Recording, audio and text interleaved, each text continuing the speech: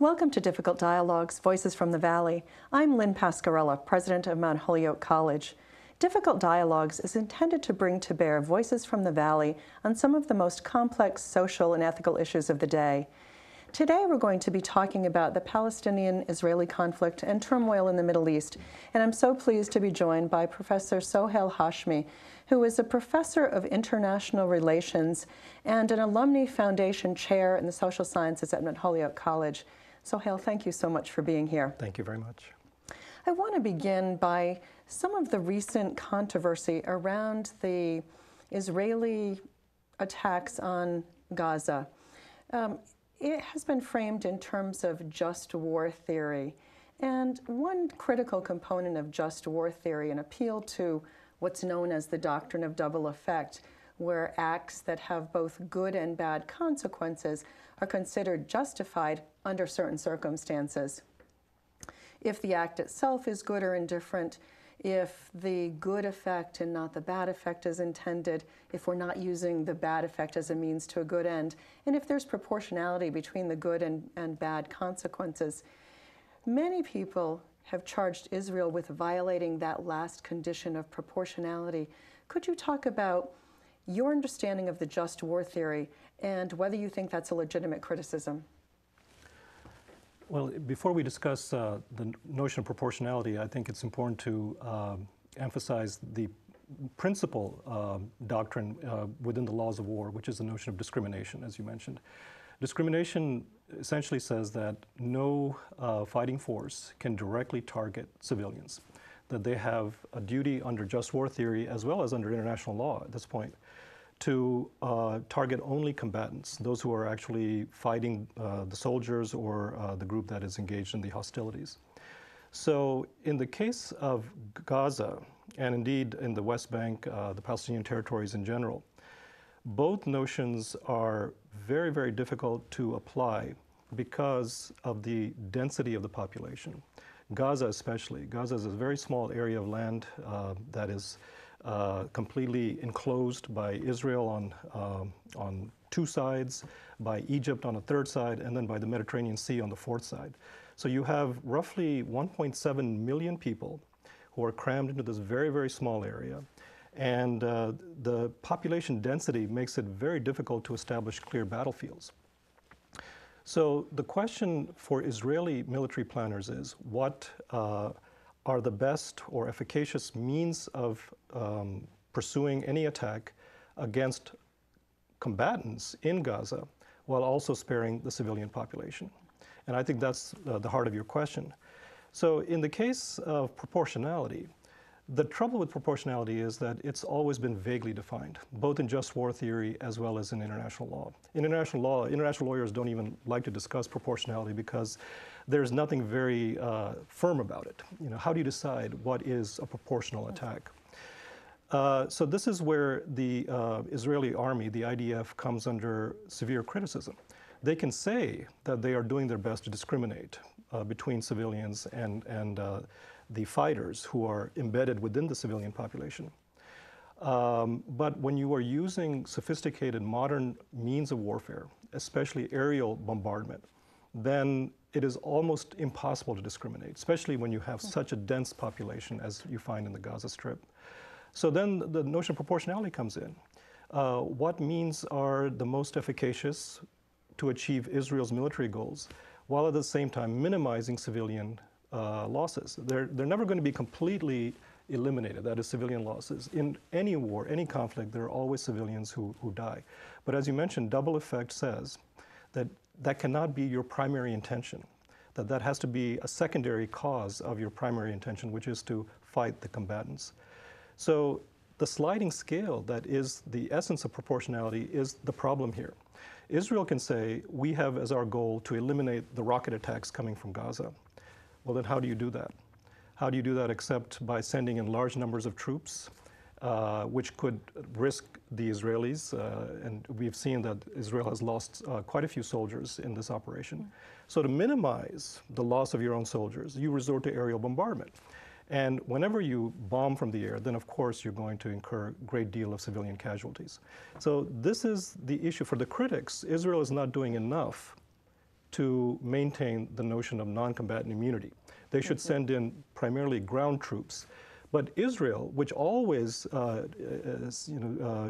tries to minimize as much as possible losses to its military force, will ultimately resort to aerial bombardment, and that will then open it up to criticism that it is violating the notion of discrimination. So unfortunately, it's one of those issues that there is no clear international standard by which, if Israel were to be taken to the International Criminal Court, let's say, hypothetically, as many groups want to do, it'll be a very hard case to make against the IDF that it violated the notion of proportionality, because that is not a firm standard in international law. So if we look at analogies with individual self-defense, you have the right to defend yourself, even if it means killing another, if that person is an unjustified aggressor. And then the question becomes, what if there's an innocent shield of threat? That's right. Can you defend yourself under those circumstances?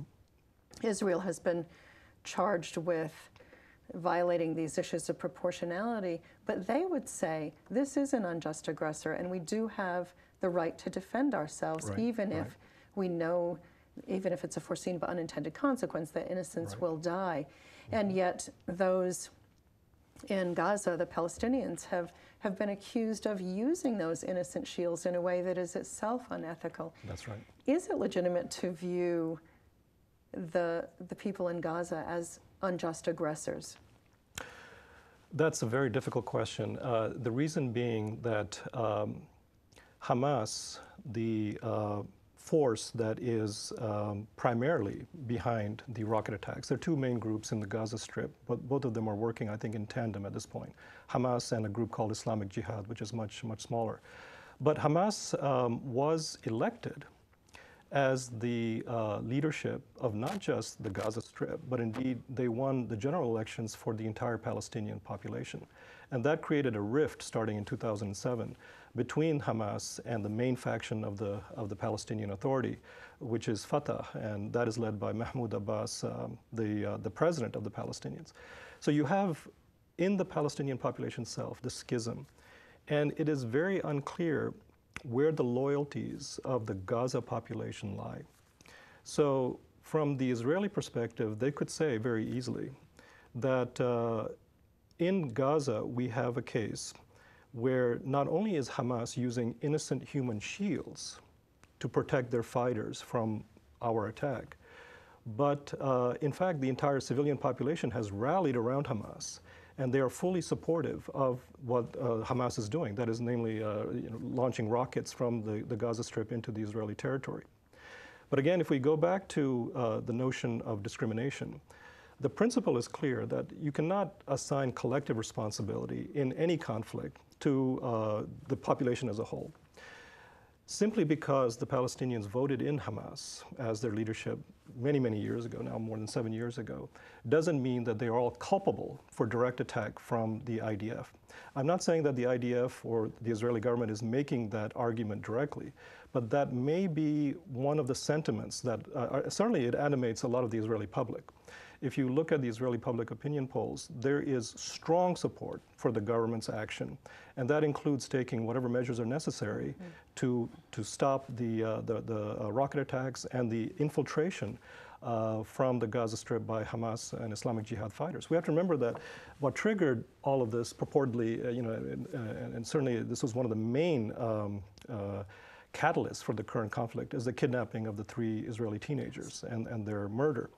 So the Israeli public now seems to be fairly, unified behind the Netanyahu government in allowing the government relative degree of latitude in pursuing this campaign to eliminate the threat. But this is the problem.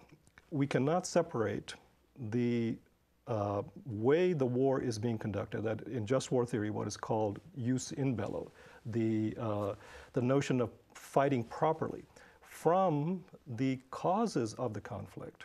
The causes of the conflict are deep-rooted, and we have to acknowledge the fact that one of the causes is the Israeli blockade of the Gaza Strip. So from the Palestinian, and especially the Hamas point of view, the aggressor is Israel, because Israel has maintained this very strict blockade of the Gaza Strip now going on for 7, 8 years, and in bits and pieces well before that as well. So what Gaza is today is basically a large prison, large outdoor prison for nearly 2 million people. So in this conflict, it is very hard to separate the initial aggression from the immediate aggression. In this case, the initial aggression from the Palestinian point of view is the blockade of Gaza. The immediate aggression from the Israeli point of view is the murder of the Israeli teenagers. Everything gets very confused and convoluted, and therefore it sometimes becomes a matter of tit for tat when we're moving from the causes of the conflict to the actual conduct of the conflict. Very important distinction that you made between jus in bello and what's called jus ad bellum, so right. just cause and just means of carrying out a war. Scholar Cornel West has recently criticized President Obama's administration and President Obama in particular for his ineffectiveness in the Middle East and what he considers to be complicity with war crimes. He says, you know, here's a man we elected. We were looking for Coltrane, and what we got was Kenny G. So has the Obama administration been, as conservative pundits claim recently, derelict in their duty with respect to the Israeli-Palestinian conflict and with respect to Middle East policy? Well, I'm not sure about the jazz analogy, but in terms of Mr. Obama's foreign policy, I think there definitely is a feeling within the Middle East that the United States is increasingly more and more irrelevant to the problems of the region. If we focus on what's happening in Israel, Gaza, the Palestinian territories in general, exclusively at the moment, we can see that the United States has really exerted very little influence in trying to resolve this issue. And the main reason is I think Mr. Obama's standing is very low. It's very low, especially among the Israeli public. I don't think the Netanyahu government ever had much respect for the Obama administration. But the way they've treated John Kerry in his recent visit is more of a nuisance than anything else. Mr. Kerry made many impassioned pleas for a ceasefire. He suggested various actions that could be taken immediately to try to bring the parties to the negotiating table. And those were all rebuffed. So ultimately what happened is that Israel has relied on its regional, if you will, not necessarily friend, but partner, that is Egypt, to broker some kind of resolution because Egypt is seen as having more of an influence in the region, especially over Hamas and the Palestinians, than does the United States of America. So at this point, U.S. standing is at an all-time low, and I think that has to do with the fact that Mr. Obama has been fairly hands-off when it comes to the Israeli-Palestinian conflict. Throughout his presidency, he has done very little to actually push the parties forward. And very recently, we heard the president make the statement that the United States cannot impose peace on the belligerents, on the parties, that they have to come to some kind of resolution on their own. Whenever I hear this, I just immediately think of this as the greatest absurdity in the entire Middle East conflict. These two parties, Israel and the Palestinians, if left to their own devices, will never come to a resolution. And the reason I think is very simple. Both sides see the conflict as some sort of existential conflict, that it's a complete zero-sum game. If one side gains, the other will lose. Now, at this point, Israel pretty much holds all the cards. The Palestinians have played just about every card they could, and now we see the desperation of the Palestinian Authority. They moved in the United Nations to become recognized as a member state. They were rebuffed in that, mainly because of the United States' strong opposition, but the United States was joined by other allies as well. So they gained non-member state status, which is a halfway measure. Now we are hearing that Mahmoud Abbas, the Palestinian president, is going to move in the Security Council for immediate recognition of the Palestinians as a full state, a full member state, which will once again, they hope, allow the Palestinians to really pursue their claims on the world stage on an equal footing with Israel. But once again, I think the U.S. will rebuff the Palestinian effort. So what we're left with is basically the United States playing no role, no role that is seen as a credible, influential role in the region, and therefore the parties are left to their own devices. And if they're left to their own devices, they'll continue endlessly what we're seeing now. We have to remember that what we're seeing in the Gaza Strip, the tragedy that is unfolding, not just in Gaza, but in Israel as well, with the loss of life on both sides, this has been going on now for well over a decade. And I'm talking specifically about the rocket attacks and then the Israeli attacks in retaliation. So what is going to be different this time around? Unless there is strong international pressure for the two parties to come to some kind of meaningful resolution, and I think all people in the world, and especially in the region, I think they know deep down in their heart of hearts that the end game is a two-state solution. But at this point, all the cards are held by Israel, and the Netanyahu government in particular has declared openly that it is not going to accept a Palestinian state in the Palestinian territories. So we're at this deadlock. Unlike President Obama with the American public, Netanyahu has overwhelming support from the Israelis for this action. And yet there's a growing anti-Semitism in Europe. And as early as this morning, or as late as this morning, there was an article written by someone who said, we can't forget the link between what's going on with this conflict between Israel and Palestine and the growing anti-Semitism. Do you see that link? And if so, can you make it explicit for us? I think certainly Israel's standing has been diminished in the past, I would say, going back to the Intifada of 1987, when Israel's image abroad was changed from that of a very small and vulnerable state to this military colossus in the Middle East. In other words, very simply put, the analogy was reversed. Israel was no longer the David, it became the Goliath of the region, and the Palestinians were now seen as the David who were trying to resist Israeli aggression.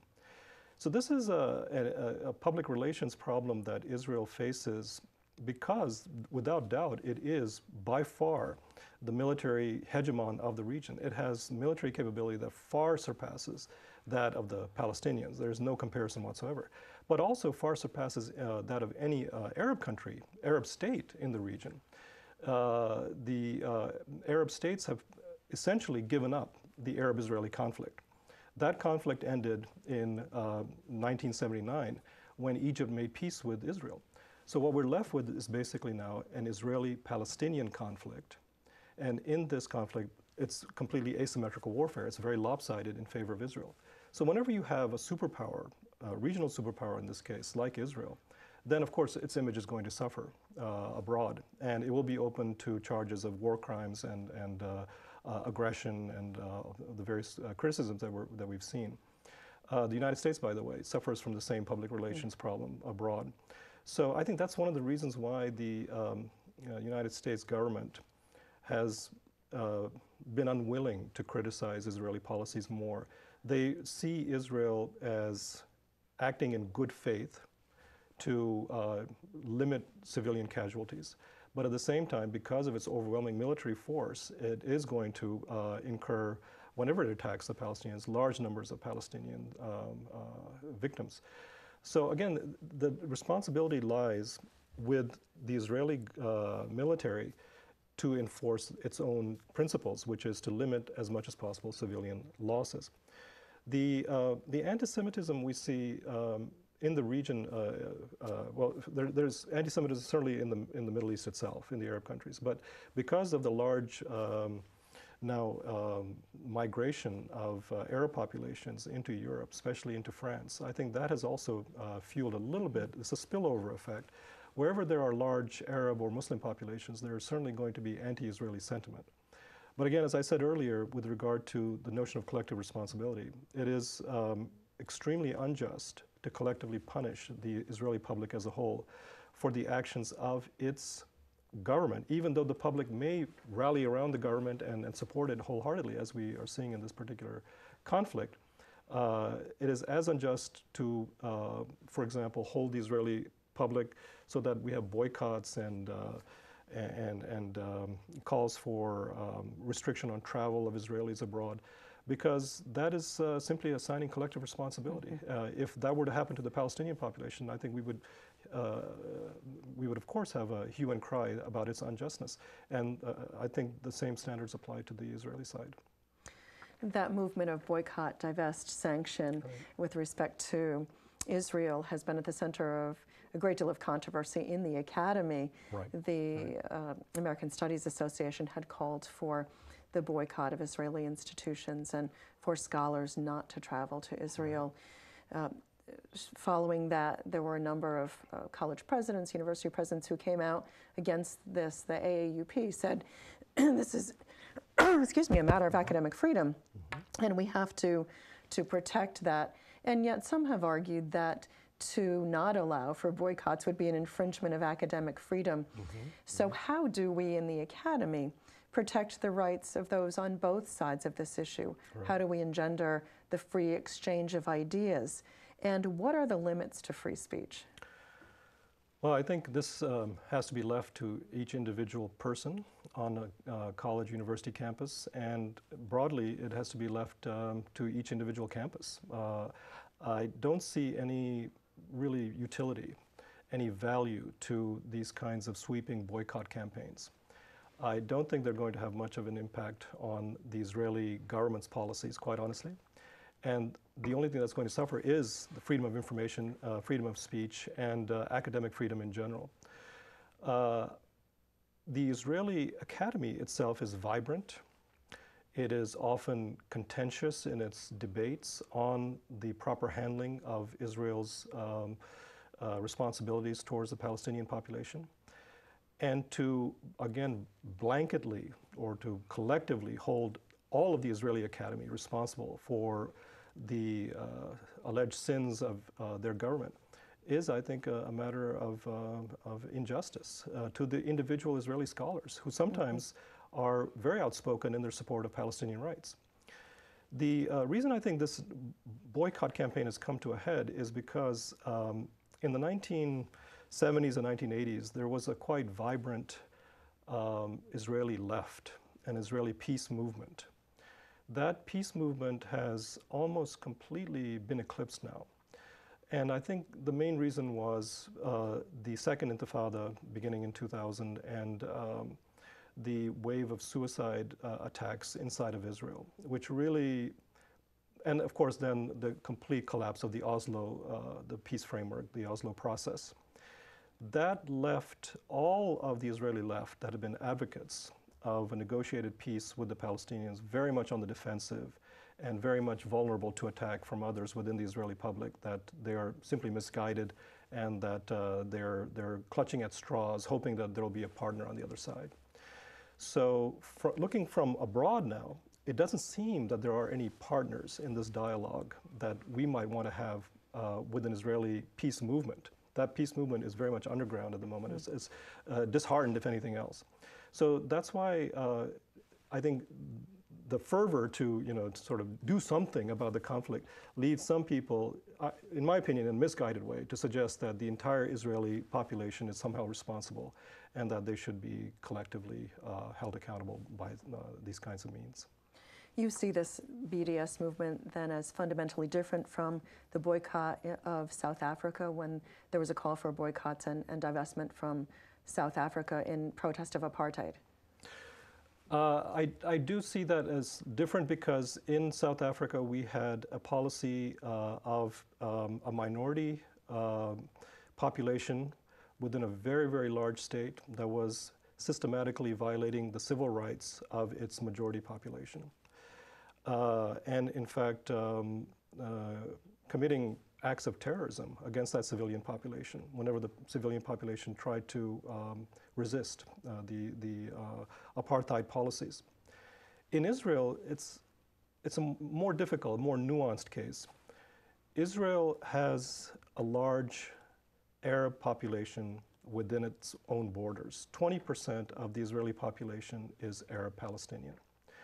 Now, under the constitution, the unwritten constitution, the laws of the State of Israel, these Palestinians have equal rights to the Jewish population of Israel. In fact, they have representation within the Knesset. They have the right to criticize the government openly.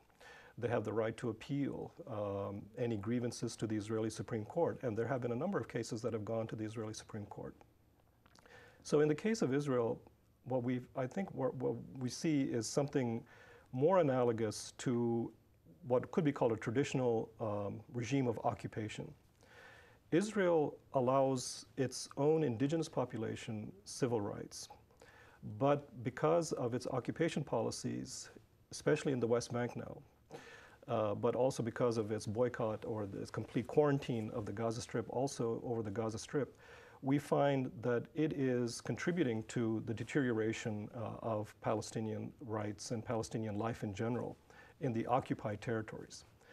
So that is the issue, and the question is, how do we get the occupation resolved? How do we move from the occupation to some lasting peace between the Israelis and the Palestinians? And again, I think everyone knows the solution. For the Israeli side, it is one that the Netanyahu government certainly is not willing to accept at the moment. And large numbers of the Israeli public now seem to be, again, contrary to what happened in the past, now they seem to be sort of backing the Netanyahu government. And what the tough choice will be is to evacuate the settlers who are now occupying the West Bank, who are living in the West Bank, calling it part of the land of Israel. As long as these settlers are there, there can be no chance for a Palestinian state. And if there's no Palestinian state, in my opinion, there can be no peace between Israel and the Palestinians. Let's turn in the last few minutes to ISIS, the murder of journalist James Foley, the call by President Obama for surveillance flights over Syria. What's going to happen? What's the impact of ISIS and the murder of an American journalist on the future of the United States' involvement in the Middle East? It's a very tragic event, but I think one that was foreseeable given ISIS's antecedents and its track record, its history. ISIS is a movement that grew out of the movement that was led by az-Zarqawi, who was the most notorious of the anti-coalition operatives in the time when the U.S. was actually in Iraq, during the U.S. invasion of Iraq. Zarqawi was responsible for a number of brutal murders of civilians as well as soldiers. And his group was essentially one that was trying to terrorize primarily the Shia population of Iraq into essentially withdrawing or surrendering large chunks of the Iraqi territory to that group as well as to Sunnis. So ISIS is a renaissance or a rejuvenation of that old group that Zarqawi had founded. And what they want to do is, again, to terrorize enough civilians that are not willing to comply with their own strict notion of Sharia law into fleeing the territory or coerce them into staying and converting to their own notion of very, sort of conservative or Salafi, as it's called, Salafi Islam.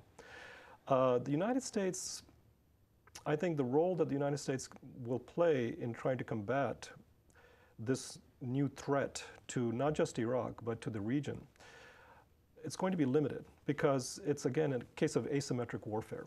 It is very hard unless we have large numbers of troops on Iraqi soil or on Syrian soil to fight this group, because they will simply just melt back into the hinterland where they came from.